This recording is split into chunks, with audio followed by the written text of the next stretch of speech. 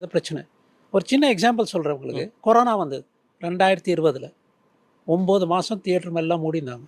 Cinema போயிடுச்சு, ஓடிடியில் எல்லா படங்களும் போயிடும், சினிமா தியேட்டரோட க்ளோஸ்ன்னு சொல்லிட்டு நினச்சிட்டாங்க. ஏன்னா அதுக்கப்புறம் வந்து நவம்பர் மாதம் தியேட்டர் ஓப்பன் பண்ணாங்க. ஜான்வரி மாதம் 50% ஆக்குபென்சி.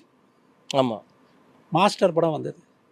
எல்லோரும் அமேசானில் வந்து சொன்னாங்க, நீங்கள் வந்து சினிமா தியேட்டருக்கெல்லாம் போகாதீங்க, நீங்கள் எதிர்பார்க்காத அமௌண்ட்டை நாங்கள் கொடுக்குறோன்னு சொல்லிட்டு சொன்னாங்க.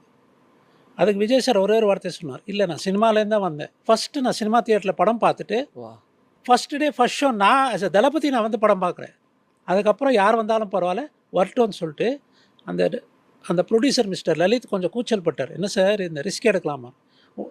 அவர் ஐ எம் டோல்டு அவர் வாங்கியிருக்க சம்பளம் திருப்பி லலித் கொடுத்துட்டாராம். உனக்கு லாபம் வந்தாலும் அப்போ அந்த சம்பளம் திருப்பி கொடுத்துருன்னு சொல்லிட்டு அந்த அந்த இது எடுத்தார் பாருங்க டிசிஷன். அது ஒரு தளபதியாக அவர் எடுத்த டிசிஷன். அப்போது இருக்கிற மார்க்கெட்டுக்கும் அந்த டிசிஷன் எடுத்தப்புறம் தட்ஸ் வை எல்லா சினிமா தியேட்டருக்காரங்களும் அந்த உச்சக்கட்டத்தில் சினிமா தியேட்டர் அழியும் ஸ்தானத்தில் இவர் வந்து எங்களுக்கு ஹெல்ப் பண்ணி சினிமா என்ன இருக்குதுன்னு சொல்லிட்டு ஈவன் அட் 50% ஆக்குபென்சி அது ரொம்ப நல்ல கலெக்ஷன் வந்தது. அது 15 நாளுக்கு அப்புறம் அமேசானில் வந்தது படம். எல்லா மல்டிப்ளெக்ஸ் வந்து அமேசான் ஒரு ஓடிடி பிளாட்ஃபார்மில் வந்து படம் எடுத்துருவாங்க, அது அவங்களோட பாலிசி. ஆனால் ஒரு பக்கம் ஓடிடியில் ஓடினு இருக்குது, ஒரு பக்கம் சினிமா தியேட்டரில் ஓடினு இருக்குது.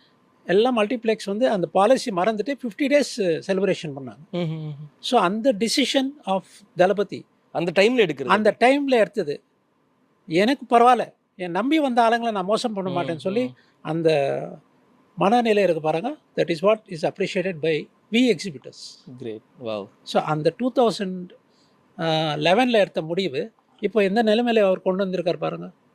யாராவது அந்த அந்த பீரியடில் ஓடிடிக்கு போயிருக்கிறாள், இப்போ அவங்களோட ஸ்டாண்டிங் பாருங்கள். மேபி அந்த டைமில் மாஸ்டர் டேரெக்டாக ஓடிடிக்கு போயிருந்துச்சுன்னா ஆடியன்ஸுமே மேபி ஓடிடி சைடில் சாயறதுக்கு வாய்ப்பு இருக்குது. ஏன்னா விஜய் மாதிரியான ஒரு மிகப்பெரிய ஒரு ஹீரோ தியேட்டருக்கு திருப்பியும் மக்களை நம்பிக்கையோட கூப்பிட்டு வந்ததுனால தான் இன்றைக்கும் அந்த ஒரு இது இருக்குது. அவர் தெரிஞ்சதுனால தான் ஒரு தியேட்டர் பக்கம் போனார். கரெக்ட். இதே இன்னொரு பெரிய படம் வந்துச்சு, அது டேரக்ட் ஓடிடி போயிடுச்சு.